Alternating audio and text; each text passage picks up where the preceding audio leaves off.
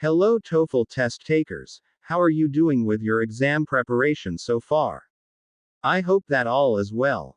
Anyway, welcome back to another episode of Learning the TOEFL the Easy Way with Teacher Fish. In our previous video about the TOEFL writing task called Writing for an Academic Discussion, I promised you guys that we will discuss how you can efficiently manage the time limit, which is one of the problems test takers encounters. And so, without further ado, let us begin with our lesson. As you might remember, for the writing for an academic discussion task, the TOEFL set only a time limit of 10 minutes. This includes the time that you'll spend in reading the direction, the parts of the professor, and the responses of the two students. So whatever is left on your time limit will be your only time to write your response. Majority of test takers struggle on this, since they feel that the remaining time is rather short to develop an effective response. Some people will advise you to read everything fast. While this might help, I'd say, you'd still be consuming a considerable amount of time doing so. Plus, this method, in my opinion, poses several problems. It might cause you to panic, knowing that your time is ticking, and you might not have a good amount of understanding of the reading piece. To address the issue, there are a few things that I ask my students to do, in order to minimize their time spent in reading. And now I am sharing these techniques to you, so you'd also manage your working time well. Firstly, there is no need to read the direction of the task. What I mean is, during your preparation for the TOEFL, you have probably performed many writing for an academic discussion exercises. Haven't you noticed that the direction for writing for an academic discussion task is the same? Sure, topics are different, but the way they inform the test takers on what to do are similar, if not really identical. Now to illustrate further, isn't it that at the start of task 2, you are told to state and support your opinion, and contribute to the discussion? Aren't the task requirements the same as the ones you came across when you were still practicing with either a teacher or on your own using sources? In fact, the direction even tells you that you have to write a response that is at least 100 words long, and the time limit for the task. Well, you are very much informed of this, so save your time by not dwelling on the direction of the task anymore. However, the direction normally begins by stating what the professor is teaching or discussing. It might be a topic about biology, history, education, and so on. Now to give you an idea what to expect from the discussion between the professor and the students, you can read at least the first line of it, but that is it. Here is a sample direction for writing for an academic discussion task. As I read it, try to calculate the time I'd spend in doing so. It says, the professor is teaching a class in political science. Write a response to the professor's question. In your response, you should express and support your opinion, contribute to the discussion. An effective response will contain at least 100 words. You are given 10 minutes to do the task. So how much time did I spend reading the direction? According to my timer, I spent 19 seconds just reading the direction. Now compare that with just reading the part where the professor says, the professor is teaching a class in political science. Next, normally the professor provides some details, or should I call them background information of the topic, at the beginning lines of his part, and in the end will raise a question or two options that you can choose from. Again, to save time, you may skip the background information that the professor mentions and focus immediately on the question, which is actually the task at hand. Think of it this way. The question in writing for an academic discussion that the professor raises is similar to speaking question 1. So, if you are already familiar in answering speaking task 1, which is known as independent speaking task, then you have a very good chance of performing the writing task correctly. But what if you haven't prepared for the speaking section yet? How would you do the writing task correctly? Well, in this scenario, there is nothing to worry about. The professor asks pretty straightforward questions, so you still have a good chance of performing the task correctly. You may also search my channel for the lesson video about writing for an academic discussion, where I discussed how the task is performed step by step. Anyway, going back, some sample questions that the professor may ask are: should the government allocate its budget for programs that will improve the country's economic standing, or for programs that will help preserve the environment? The professor may also ask a question like, what do you think is the impact of artificial intelligence to the society? Why do you think so?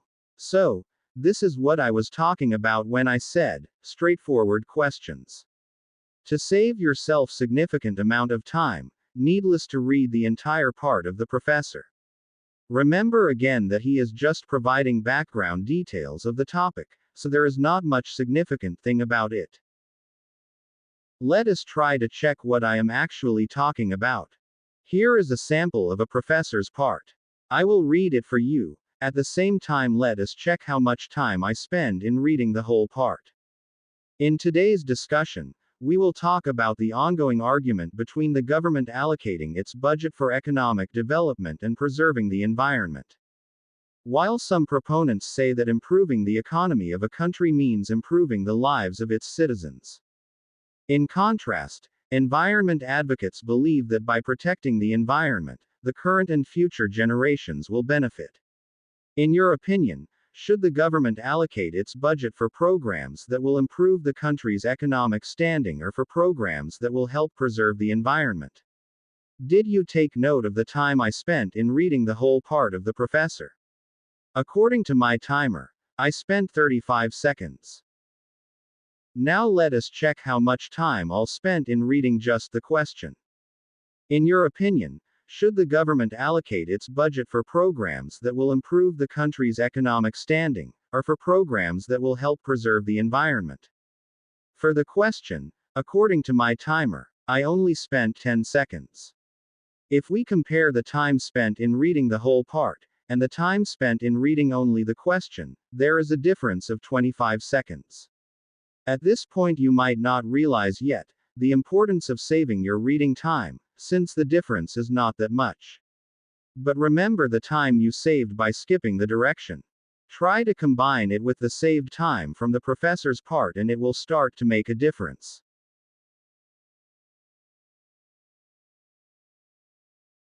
As for the parts of the students, this is where you'd save a significant amount of time. Again, there are two students who will respond to the professor's question prior to you. In this task, the order of you responding and contributing to the discussion is that you will always be the third person to post something about the ongoing discussion. Similar to my approach for the professor's part, you must only focus on two things from both of the students' parts. The first one is their opinions. The second is the point or reason for having such opinions. Opposite to the professor's question where it is found in the end of his line, these two important details are often found at the beginning of their responses. Usually, a student shares an opinion at the start of the response, followed immediately by the reason. These two details are what you only need.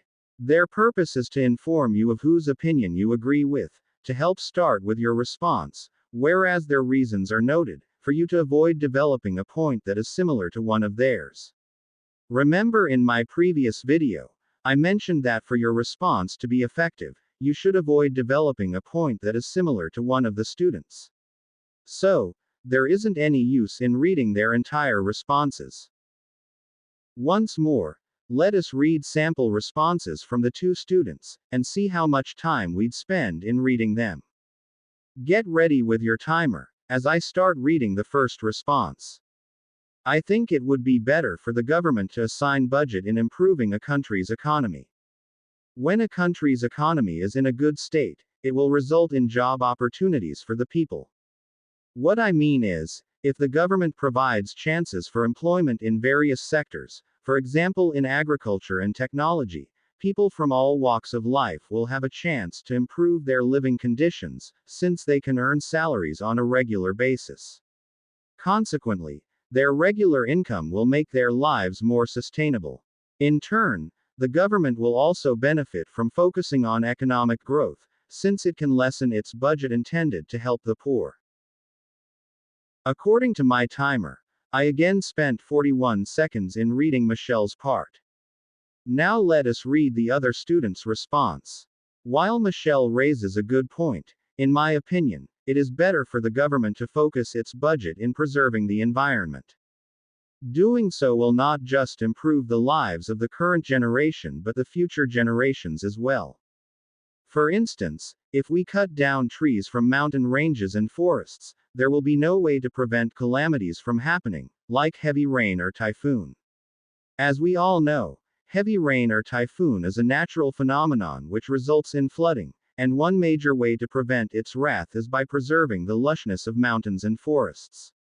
In addition, preserving the environment not only benefits humankind but the animals and plants that live in there as well. The time I spent in reading Horacio's part was 44 seconds. Now if we sum up the time spent in reading both Michelle and Horacio's parts, it will be a total of 85 seconds. Quite long, isn't it? So let us try the approach that I mentioned earlier. In Michelle's part, I will only read the first 2 sentences because those are where she shared her opinion and mentioned her reason. Again it says, I think it would be better for the government to assign budget in improving a country's economy. When a country's economy is in a good state, it will result in job opportunities for the people. So, after reading the first 2 sentences, I only accumulated 11 seconds. Likewise, let us do the same with Horacio's response. While Michelle raises a good point, in my opinion, it is better for the government to focus its budget in preserving the environment. Doing so will not just improve the lives of the current generation but the future generations as well. For this part I consumed only 15 seconds. If we add the time spent in reading only the first 2 lines of Michelle and Horacio's responses, it would only total to 26 seconds. A big difference compared to reading their entire responses.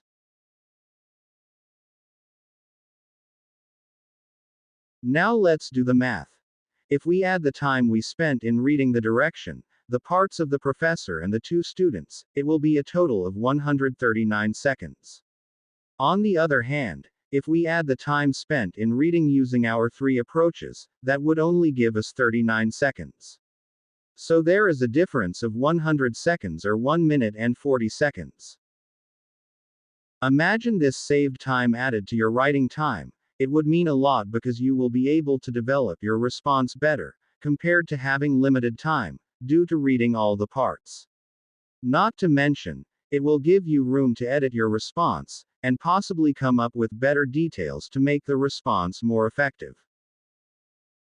And always remember, an output is always better when you work on something calmly, compared to an output which is done in a state of panic. Now here is a TOEFL fact. Raters will look at 3 aspects of your response before determining your score. Those would be how relevant and clearly developed your response is, correct use of the language, and variety in language use. I will again come up with a separate video for this, so be sure that you are subscribed to the channel, and that the notification bell is turned on, for you to get notified once I upload the video. On a final note, while reading using our 3 approaches, you may write down on your scratch paper the question, and students' opinions and reasons. Yes, this will consume a little more of your time, but at least, you'd never fall into the trap of repeating the same point that one of the students developed. Anyway, you have saved a big amount of time by following our approaches. Once again, we have reached the end of our lesson video about efficient time management, for the writing for an academic discussion task. If you find the video helpful, please press the like button and don't forget to subscribe to the channel. For comments, suggestions, and feedback, please leave a message on the comment section, and I will do my best to attend to them as quickly as possible. Finally, always remember, the TOEFL is not difficult, if you know what to do. With that, see you again on the next episode of Learn the TOEFL the easy way with Teacher Fish.